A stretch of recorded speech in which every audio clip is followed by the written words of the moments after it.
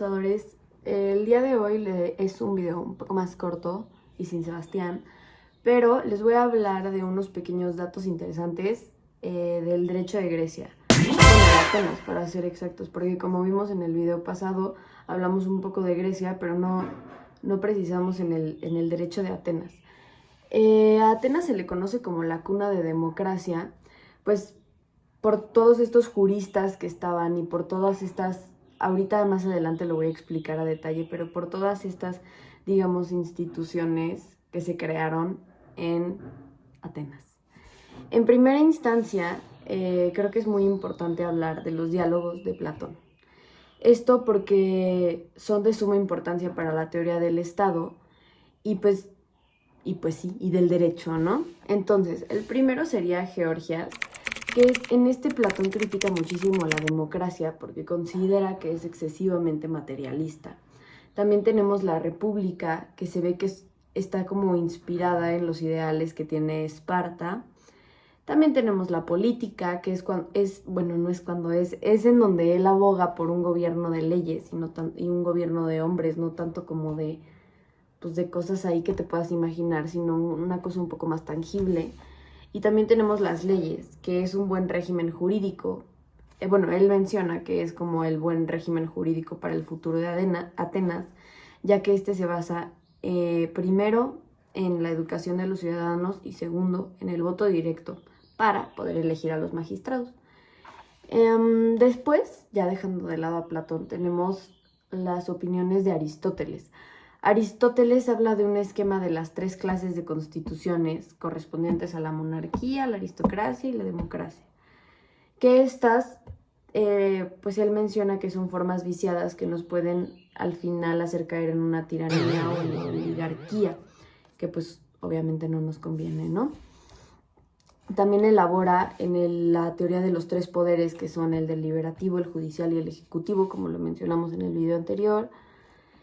Y pues sí, eso con base a estos 2 filósofos. Pero ahora hablando un poco más sobre cómo estaba organizada la sociedad ateniense, las primeras exposiciones legislativas y cómo fue el derecho positivo en Atenas.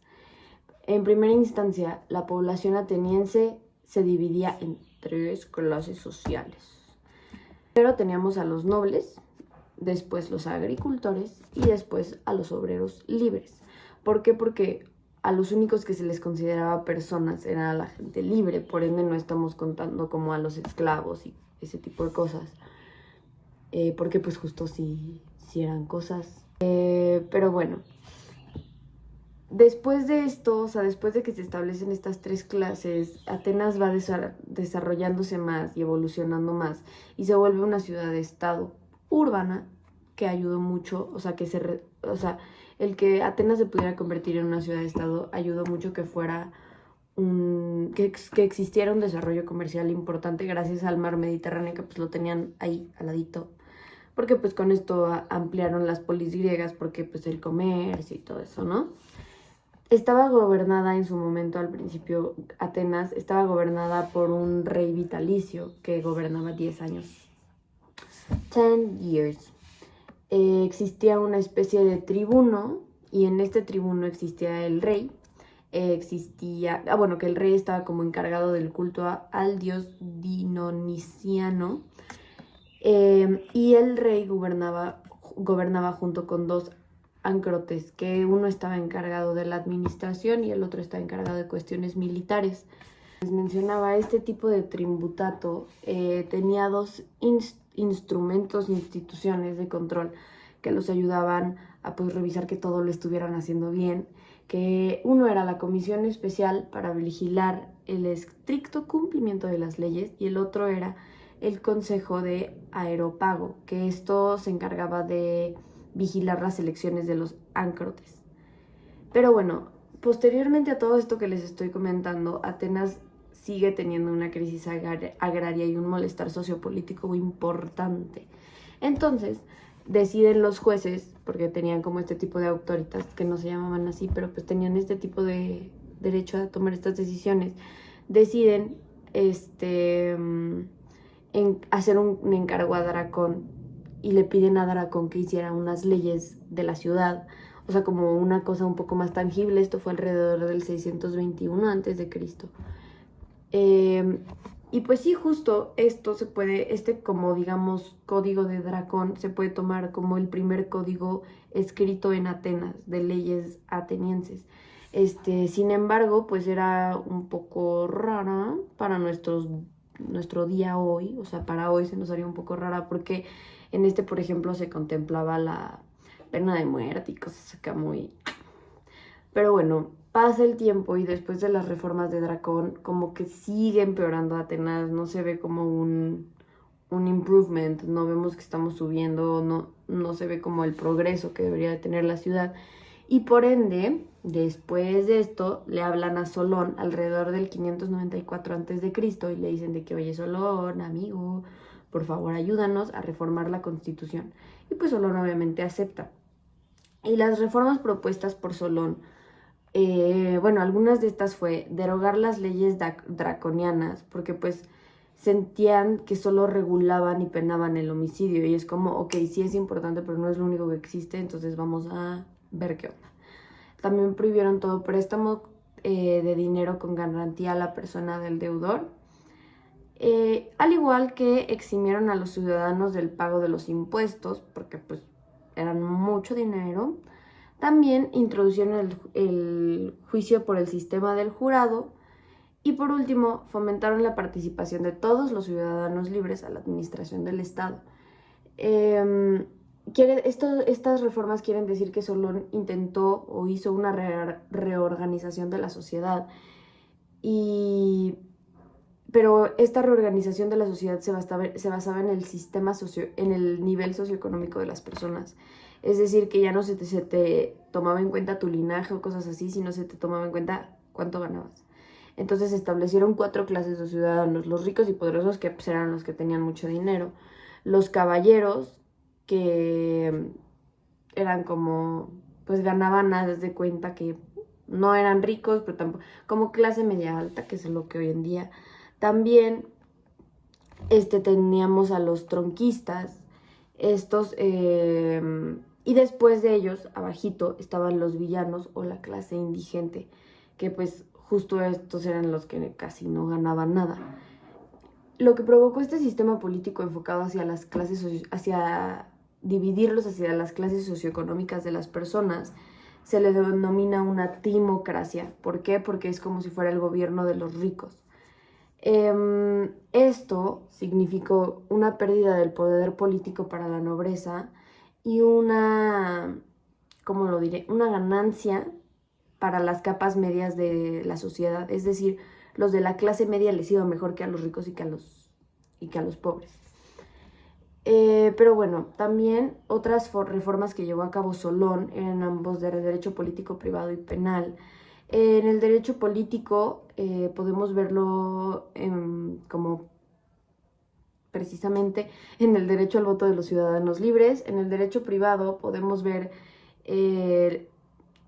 cuando se creó la primera ley sobre testamento, que abolía la parte antigua del sistema patriarcal. También en se dictaron normas de derecho familiar relativas, no sé, como al matrimonio, a la situación jurídica de la mujer, a la educación de los hijos, etc. Y también, por último, el derecho penal. Estos los podemos ver porque se empieza a penar y se empiezan a legislar cosas en cuanto a delitos como la injuria, la calumnia, la traición a la patria, etc.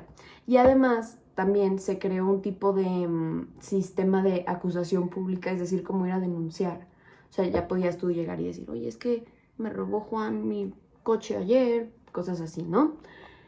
Y pues bueno, durante todo esto Atenas, bueno, pasan estas reformas, todo esto, pero de todas maneras Atenas seguía sufrió como medio siglo gracias a la tiranía de Pisístrato, hasta que después de Pisístrato se va, gracias, y llega Clistenses, y volvió a crear nuevas reformas en cuanto a lo político-administrativo de Atenas. Entre estas reformas incluye reestructurar las tribus, crear un nuevo un organismo que se llamara el Consejo de los Quinteatetos, Quiniententos, perdón. Establecer que los arcontes fueran elegidos por los votos directos de la asamblea, también reducir el poder del aristocrático aeropago y cosas así. Pero pues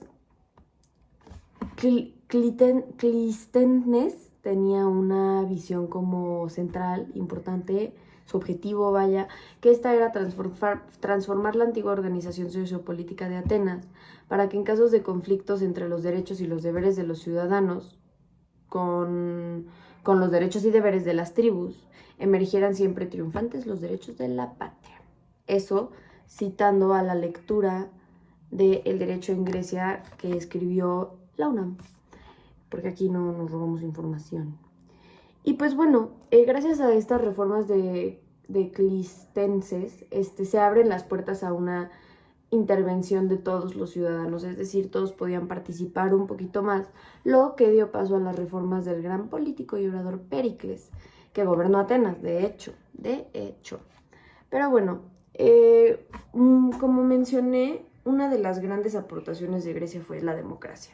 Sin embargo, sabemos que no, o sea, aunque sí fue una gran aportación, los ciudadanos que gozaban de tan alabada democracia y de que, ay, damos democracia, jiji, eran solo un 10% de los habitantes en la polis.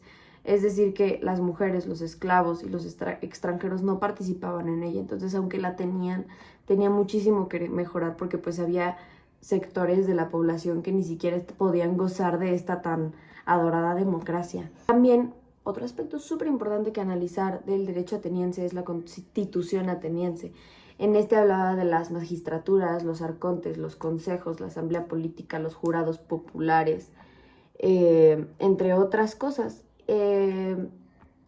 Para explicar un poquito más esta constitución ateniense, los magistrados especiales se clasificaban entre militares y fiscales.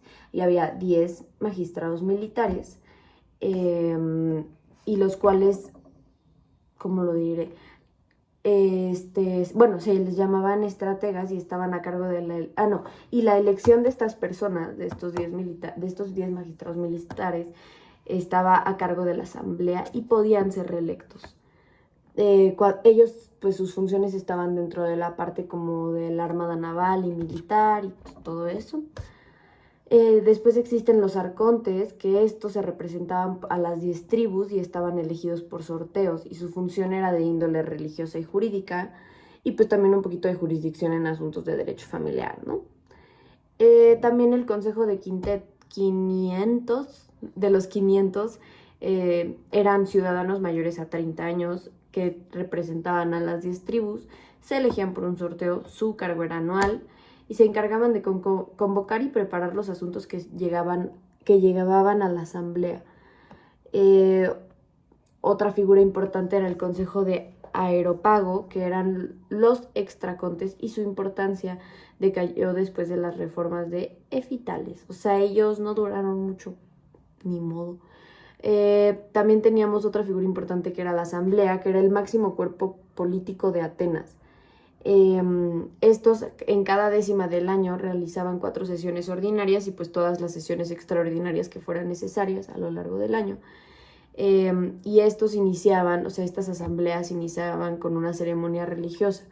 Sin embargo, su función principal era una función legislativa y pues también tuvieron atribuciones judiciales como transformarse en el gran jurado, porque pues primero era la asamblea y después se transforman en el gran jurado. Y ya para terminar de precisar un poquito, o sea, para concluir todo este tema del derecho ateniense, me gustaría aclarar 2 puntos importantes. En primera instancia, en cuanto al derecho privado en Atenas, difería muchísimo, era muy diferente gracias a que cada una de las polis pues tenía sus cosas. Entonces, o sea, por ejemplo, un lineamiento general que les puedo mencionar es el matrimonio, ya que pues, no sé, tenías que organizar a los papás para que les dieran el pago a a los que se iban a casar con su hija, y además ni siquiera existía como, ay, yo me quiero casar contigo. No, o sea, te lo organizaban y era de que, oye, tú te vas a casar con él, y tú así de que, órale. También esto que les decía del pago es el dote. El dote que debía de entregar la mujer al marido. Esto por parte del derecho privado. Entonces podemos ver que sí existía un derecho privado, sin embargo existían diferentes formas de llevarlo a cabo en diferentes polis, pero pues sí tenían una que otra regla general. Y ya por último, en materia de derecho penal, seguían existiendo los juicios de Dios, que es un tema que ya hemos tocado a lo largo de nuestros videos. Pero esto es cuando tú jurabas ante Dios de que no, te lo prometo que yo no hice nada. Y también en cuanto al homicidio existía el derecho a la venganza. Entonces, a favor de ciertos parientes de la víctima. Entonces, si no se mataban a mi mamá, pues yo podía vengarme y pues también. Que obviamente esto pues después lo vamos a ir viendo cómo se desarrolla, cómo avanza y cómo, digamos, evoluciona para tener el derecho que tenemos hoy en día. Pero podemos ver cómo varias de estas cosas y varias de estas figuras se fueron pasando, y no solo a México, sino al mundo. Entonces, gracias, Grecia. Pero bueno, nos vemos en el siguiente video. Espero les haya gustado mucho. Adiós.